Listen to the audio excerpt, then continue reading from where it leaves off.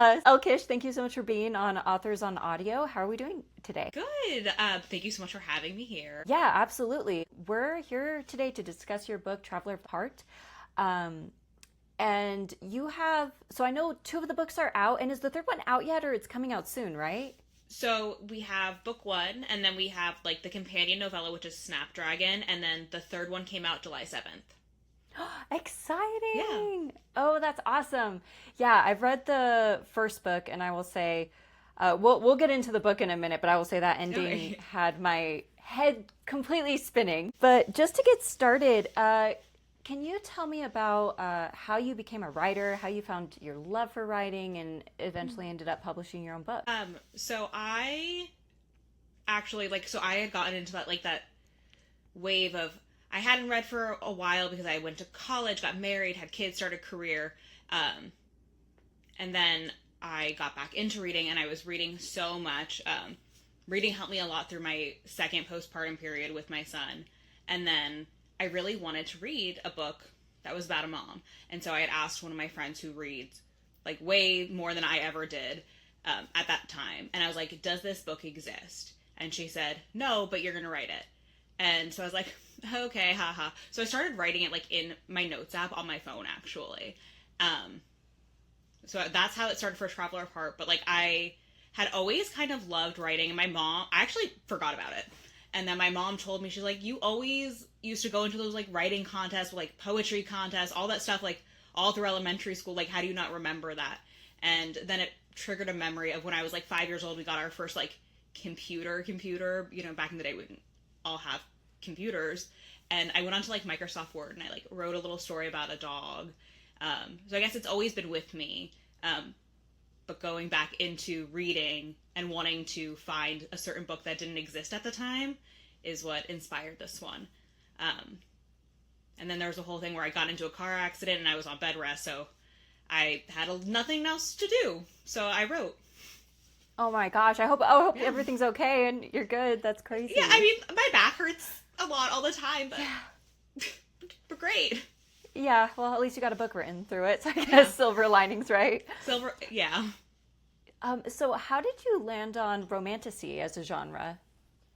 I've always been like a magic and fantasy reader. And then that and like stuff like Pretty Little Liars, something that always had like that little romance underneath. It just felt like a natural, like I fell into it kind of. So walk me through your writing process then. You said it started off on your notes app. Now that the story has, I'm sure taken on like a life of its own and the Mm-hmm. world is bigger now and the story's more Mm-hmm. fleshed out. What does your writing process look like from, you have this inception of an idea to having a book ready to publish? It has changed with each book that I've written. So, and I feel like it will continue to change and evolve. Like Traveler of Heart, I had in my head, I was like, I have to plot this out. Completely plotted it out. Had like it took me like 2 months to like plot it out. Um, Nothing in that plot like happened. Zero. The characters' names weren't the same. The storyline wasn't the same. Wyatt didn't do the thing he did at the end in the first. He was just spoiler alert. He was just very dead in the first edition of what I was doing. Um, and then so Snapdragon, I did something like I loosely plotted it where I was like, these are like the little things that I want to happen. I kind of did it as I went, which was easy for that book. And then The Return Prince, which is the latest one, it was more of I have beginning, middle, end. The characters told me where they were going on that book. And that worked a lot better, like, for that book. But this next one that I'm writing, which will be another novella, I don't want to talk about too much about that one yet, but it has been a lot more plotting because of how interwoven everything becomes in that book. So I think it's just every single one's going to be different, and we're going to see what happens. Yeah, for sure. So you mentioned, I'm trying to remember your exact wording. You just said that the characters told you how they want to be written. Can you expand on what Yeah, you mean by that? they really do kind of have minds of their own. And I know I sound like crazy when I say it, but I feel like that happens to a lot of authors. So I will have like one idea in mind of what I want them to do, and then because the personalities of the characters are so strong now at this point, they really they decide how they're going to interact in situations, and it changes the trajectory of everything. It's like you have this idea for the characters, and as you're writing, it's, maybe there will be even just a moment on the page where it gives you an idea of like a better direction, or you learn something about the character that informs where you take them. I think it's one of the cool things about writing is when it feels like the story just gets away from you and becomes its own thing entirely. 100%, yes. I 100% agree. And that, I feel like that's like the beauty of telling a story, because I'm constantly, they're like in my head 24/7 now, and I'm thinking about, oh, what if I did this, this, and this versus this, and then I'll like occasionally have like one of those like, oh, no, this is what they're actually supposed to do, and it just comes together, and it's just like this aha moment, and I love it. Yeah, so I know you're like neck deep in Traveler Heart in this series. Do you have any plans to like branch out into different genres or different stories once this is complete? I have 4 stories that I have rough outlines of where this is the idea, this is where we're starting, and this is where I would want it to go. And I have like some random chapters. Right now they're all still like fantasy, romantasy, or like paranormal romance. I don't know if I could write a book without magic.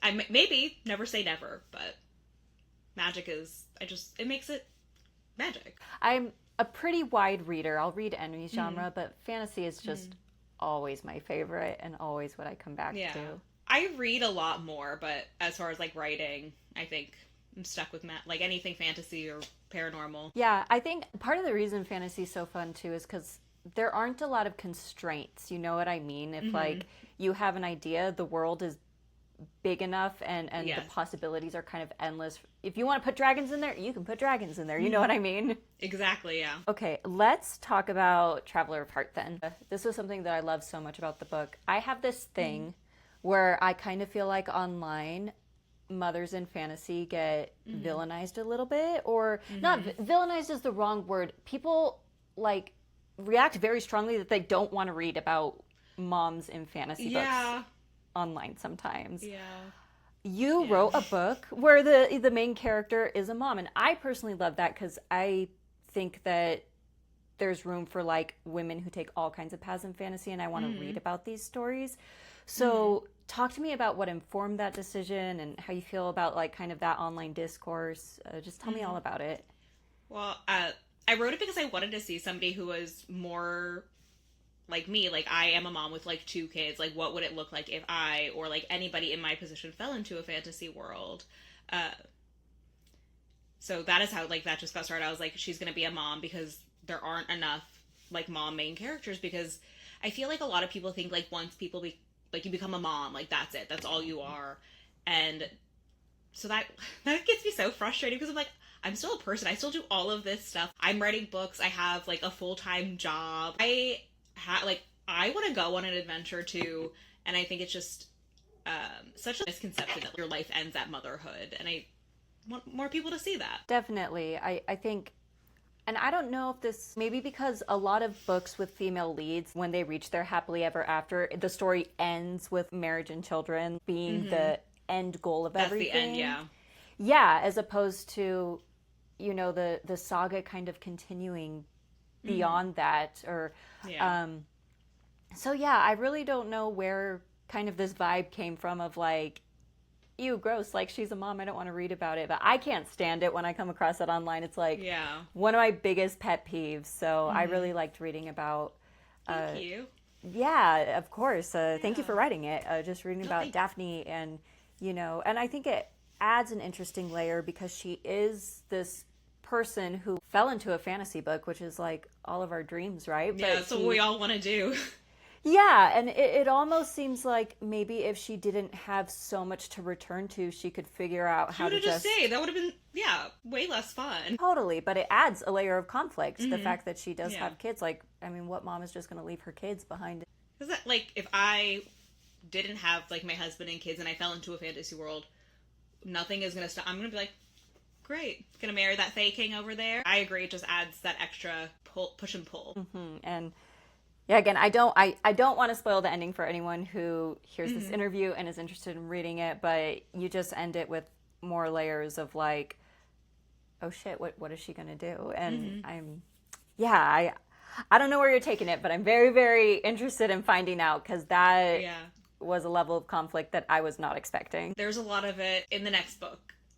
It will continue. Yeah, I bet. And I was like, how do I say any more without spoiling? Yeah, I know. You've got to keep your cards close to your chest for sure. So in the book, she struggles a lot with her relationship with Silas, our male main character. And I think it is in part because she knows she's going to be trying to get back to her kids. Is there anything else sort of holding her back for that first part of the book that is keeping him at arm's length? I think so.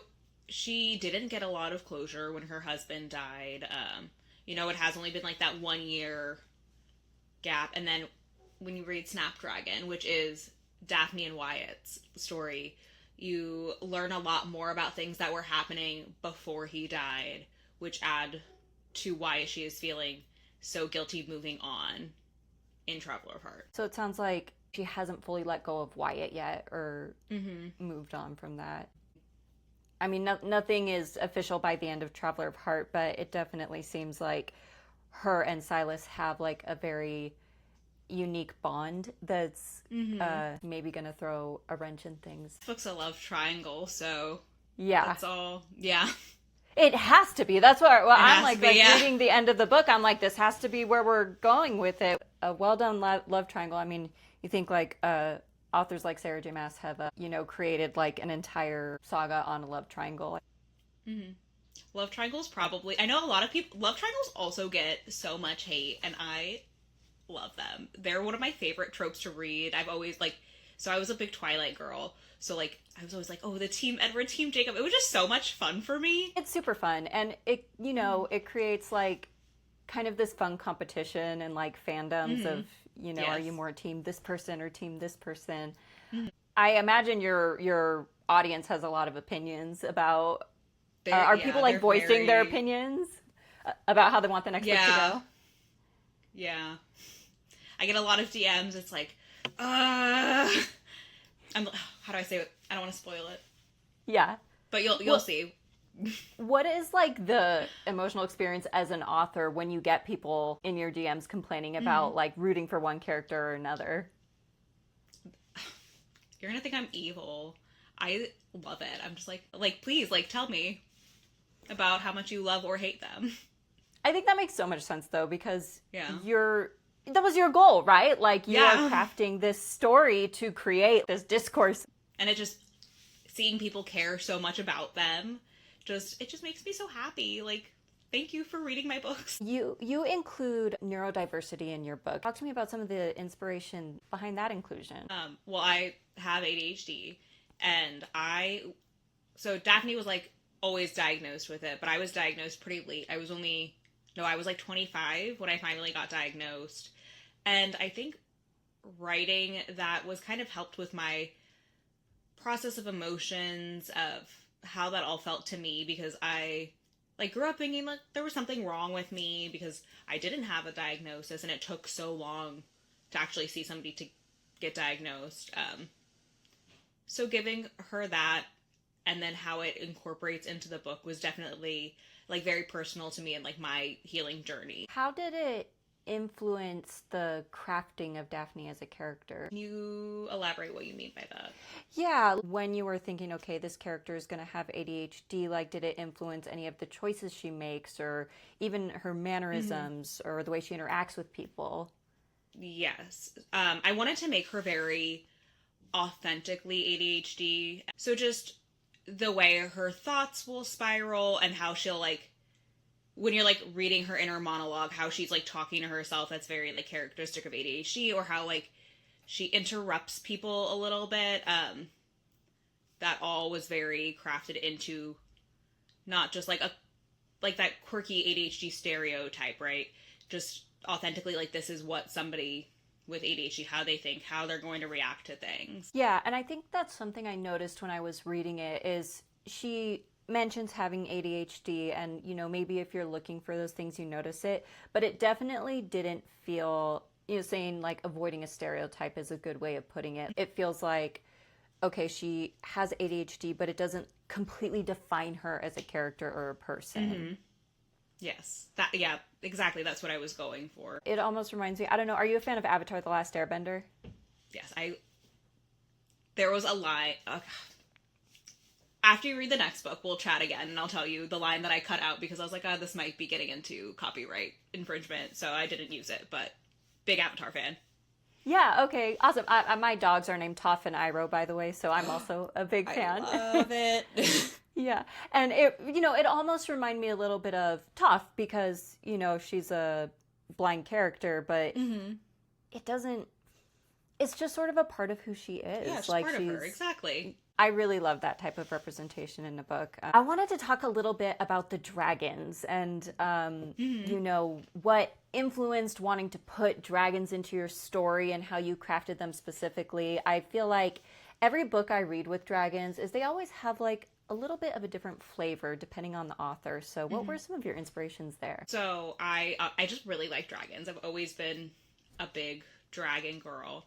And I just wanted to do something like different that I hadn't like seen before, and just try to give them. I don't remember how exactly I came up with it. I think it was one of those things I was just writing, and I knew I wanted the dragons to be small, and I was like, ooh, what if there's big dragons and small dragons? And I was like, oh my god, what if this is why?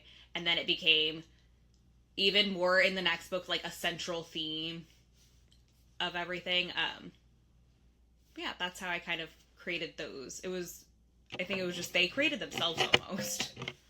Yeah, I loved the small dragons. I thought they were so They're cute. my favorite. I was like, I need one. Like, can I go to the shelter and adopt a baby dragon? Like, where can I get one? I wish.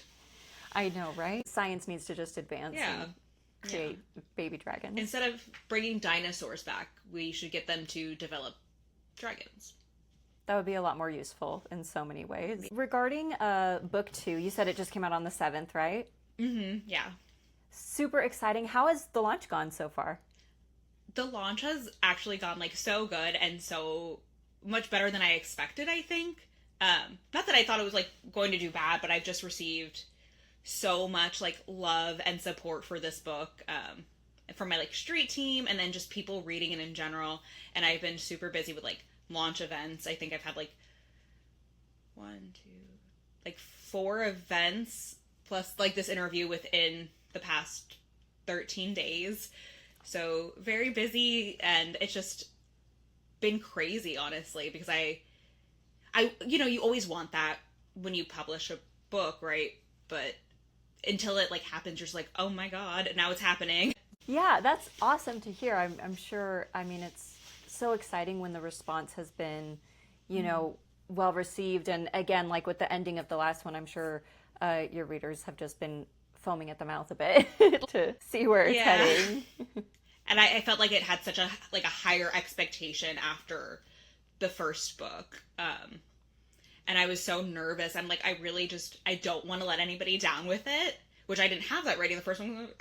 I wrote that for me, and now I feel like it's out there and it's for everybody. And so there was so much more pressure to put out something that not only I was proud of, but like everybody would feel like they enjoyed it. Totally. I feel like that's one of the cons maybe of writing a series is it's not enough to just put out one good book. You got to put out 3 or 4, however many installments there's going to be. Yeah, I didn't really think about that when I wrote it. And I was like, oh, okay, this is my life for at least the next, 5 years. I didn't... But it's okay. We're here for the ride, and we're having a great time. Totally. Did you know immediately that it would be a series, or were you, when you were writing it, was it kind of like, maybe this will be a standalone, but it just expanded? It was never going to be a standalone. It was originally going to be a trilogy, and then when I started trying to write The Return Prince the first time, I felt like I needed to get to know both Daphne and Wyatt more before I can dive into that. So Snapdragon actually started as an exercise for me, because you get Daphne and Wyatt's points of views, and it's a bunch of miniature stories of their life together. And then I wrote it, I was like, I should just give this to everybody at this point, because it is a full-length novella. And then I decided that I really wanted to do one for the Azurite Force, so that's going to be the next book. So that way, going into the last book, we know where everybody's points of view are coming from. So with the novella, with Snapdragon, do you feel like people really should read it before the next book? Or... You could skip it if you really want to, but you're not going to know enough about Daphne and Wyatt to understand a lot of their struggles and how they communicate with each other. So because we don't know them in Traveler Apart, I think it's really important to read it between. But don't read it first. That would ruin everything. For sure. It sounds like there's some like important context in there that will really make the Return Prince better. A better reading experience, right? Yeah. I mean, like, of course, like, I didn't know this until after I wrote it. There's like a whole thing, people hate novellas. And they're like, I'm just gonna like skip it. And I was like, but why? I want all of like the backstory, and that's how I've always been as a reader. So I never even knew there was a thing that people skip them. Which, like, if you don't like them, that's fine. But I think they're important. I actually do always like to read them because exactly what you're talking about. It's like they're just like little nuggets of backstory that the writer was like, this is important context for the series going forward, where it's like, yeah, maybe you could skip it and still like read the story, but you're missing out on really a lot of depth that you would, otherwise. Exactly. It takes away a lot, like skipping Snapdragon would take away a lot of the depth. I want to talk to you about, these are independently published, correct? So let's talk about that. What influenced your choice to go indie? Did you ever try querying, or you just knew like it was not for you? So I got it prepared to indie publish at the same time I was querying. And I realized I am very sensitive to rejection. And getting a bunch of, no, this book is, like, I got a lot of, this book is too long. And I was like, it's 112,000 words. Like, it's not that long, especially for fantasy, at least in my opinion.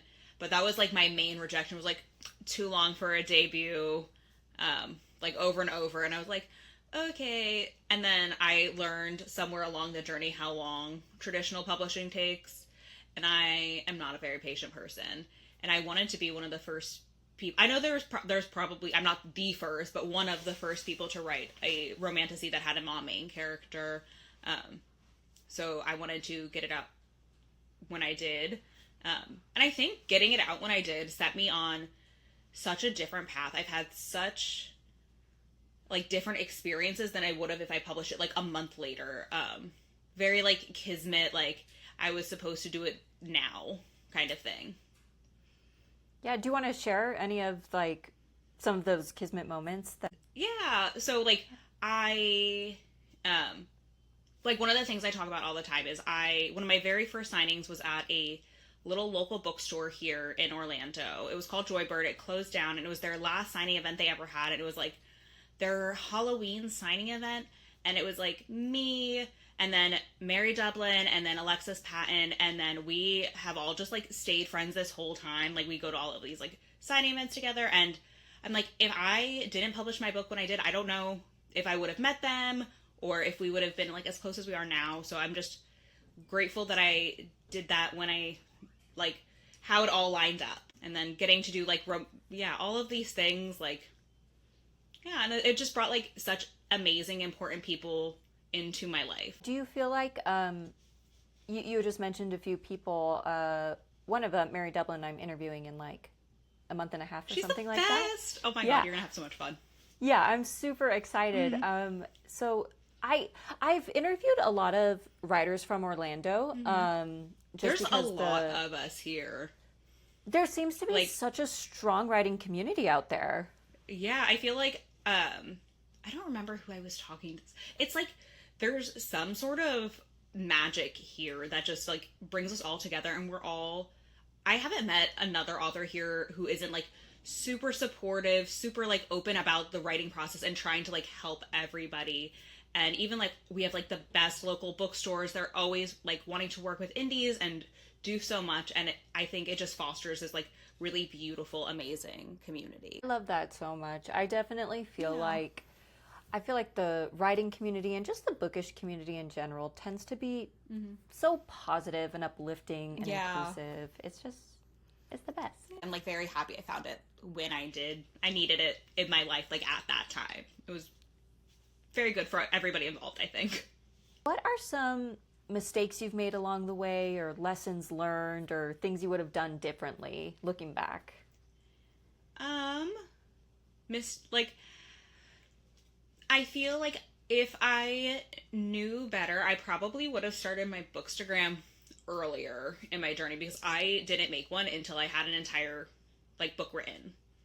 I wish I had made the account earlier so I could have like gained a better following and like learned more about marketing. But mostly that, just knowing a little bit more about the marketing process and how to get that out there before I had published. And then knowing a little bit more about how much time I was going to be putting into marketing. Yeah, it's even, I don't have a published book yet, but even just maintaining like a simple Bookstagram, like book reviews, I vastly underestimated how much time it took if you want to see like actual growth online. Yeah, and I get into a bad habits where I'm trying to be super consistent right now, especially like in the launch period. But if I'm writing, I'll be like, I'm not going to post anything for 2 weeks. And it's like, oh, you lost 400 followers. And I'm like, where did you guys go? Like, why did you leave? Exactly. It's like, can you just wait? I'm trying to write a book here. Like, give me a minute. I don't know. I've never like gone and like unfollowed people. So that's why I'm like, do people sit there and they're like, oh, they haven't posted, unfollow? Is that a thing people do? I don't have time to like pay attention to like who I'm following and who's posting or not. Like, I know, the only I'm time, like, okay. yeah, like I literally only unfollow someone if they post something super out of left field, where I'm like, okay, I guess I don't want to support that anymore. Like, aside from that, I don't ever unfollow or they anybody. like comment something mean like that. Whatever. Everybody does their own thing. So this is a good segue into my next question, which is, what is your relationship with social media? Like, it ebbs and flows. How did you grow your following? Like, do you feel like you enjoy it or you don't like it? Or what are your thoughts? I feel like it's a love-hate relationship with social media because I'm told that I'm like decent at it, but I'm like, I 100% of the time do not know what I'm doing. I am posting something and seeing if it works, which is probably not. Don't do that. Like, if you have marketing strategy, keep doing that. But it just, I feel like it takes away so much of my, like, I feel like I have like a battery of my creative energy. And I can either use that battery to make social media posts, or I can use that creative battery to work on like writing. And I think that is probably why the return prints took so much longer than Travel Apart did to write, because I had to keep the balance up at least somewhat while I was writing. And I know I like fell off a lot during the writing process because I was so focused on writing. But I like the interactions and I like that part of it, like making all of these friends on social media. And like I've met people like from across the country, like one of my beta readers, her name is Emily, and she is so sweet, and we actually got to meet at BookCon, but we wouldn't have met without social media and stuff like that. And I love that part of social media, but I hate posting every day. It's just, I know we have to do it, but it's the worst. Yeah, it really is such a struggle. And I will say, out of every author I've interviewed, I feel like so far maybe you have the most positive response to it, but you know, it still definitely comes with your struggles. And I feel like you hit the nail on the head with, it takes creative energy to think of what to post, to create the post, to write your captions. And then you have to go interact with people, and I'm like the worst. Like, I will post and ghost. I'm like, that's what you get. Gotta go. Yeah, you're writing a book. What, like, you don't have time to respond to every single post. So, you know, you said you said you don't really have a strategy and you just post and hope for the best. Do you have any tips for like emerging indie authors of how to grow their following, or even just general tips of how to get started in indie publishing their book? I feel like getting on there and being your most authentic self, especially in the Bookstagram community, and posting consistently and like showing up for other like readers and authors the way you want to be shown up for is the most important thing. And that's what I think that I'm good at it. Like, I can show up authentically for myself. I can show up authentically for my friends and readers. And that's the best thing that you can do in, like, the Bookstagram and, like, book talk space versus, like, other social media where they want it to all be, like, perfect and beautiful. I think we're just, like, a come as you are, but, like, we can also tell when you're not being genuine kind of thing. For sure. I think, like I said, I feel like it's just a very accepting community. Yeah. And it's true. And I think like Bookstagram, I know some people have these beautiful like aesthetic pages and stuff, and that's great. Mm-hmm. Like there's nothing wrong with that. But I am certainly more drawn to an author when I feel like I can relate to them, you know? Mm-hmm. Yeah, I think that's what we're all, like, part of social media is, like, looking for connection, and that's where you find it, is, like, being able to relate to somebody. So this is always the last question I ask, and it's a super fun one. It's one of my favorites. And it's, what are just some of your favorite books? You can throw in movies and TV shows, too, if you want to, or even songs, whatever. I don't care. Like, just, like, art that inspires you. Okay, so I told you already, like, I have always been a Twilight girl. I love Divergent. And then what got me back into reading, my favorites were ACOTAR and, like, anything Sarah J. Maas or, like, Rebecca Yarros, and I love her. And then I've been trying to read so many more indie books. Yeah, those are, like, my top favorites right now, like, out of all time. But, like, movies and TV shows. Like, I love Ted Lasso. It's just, like, have you watched Ted Lasso? It is I've only seen the first season. Yeah, it's so good. My husband, so funny, so my husband tried to get me to watch it with him the first time he watched it, and he was like, it's like a comedy about football, you'll like it. And I was like, I don't know. And then he was like, okay, you're gonna watch it because the new season's coming out. And I sit down, and I watched the first episode, and then we watched it all in like 3 weeks, like all of the seasons. And I was like, you did not tell me that it was a rom-com with a sports side quest. That is how you should have framed this to get me to watch it with you. Those are my favorite ones right now. Yeah. I feel like TV shows and stuff change all the time. Yeah, I love Ted Lasso. It was so good. Mm-hmm.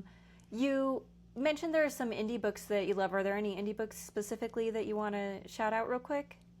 I'll shout out Mary because you're interviewing her. I love the Shot in the Dark series. They're so good. And then I would say Alexis too. Hers are now, they're trad now, and I'm so proud of her. Hold on, I can look at my indie. I have like, so this is my bookshelf, and then I have I love your bookshelf. my friend shelf up there. I'm like, whose books are up there that I can, oh my god. Kara Reynolds' books.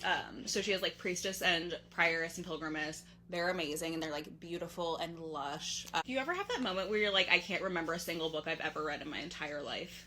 Totally. And that's how I feel right now. Yeah, you're totally fine. I love Kara too. She's actually the first indie book I ever read. Because really? It was Priestess. So I started, I started, my reading journey the same as everybody else. You discover Rebecca Yarros and Sarah J. Maas, and then you're in a cult, and it's all over for you. Yep. It's just how it goes. And I just saw a random comment that was like, "Oh, you should read Priestess by Kara Reynolds," and it was like 99 cents on Amazon. So I snagged it, and the rest is history. So I love her. I get to see her next week at Villains and Vixens. She's also like a central. So we all get to hang out, and I'm so excited for next weekend. So before I close out, were there any upcoming events that you want to shout out real quick or let people know that you're going to be at? I'll be at Villains and Vixens next weekend. When does this air? So I'm going to do my best to get it up within a week. You're going to be at Villains and Vixens this weekend? This weekend.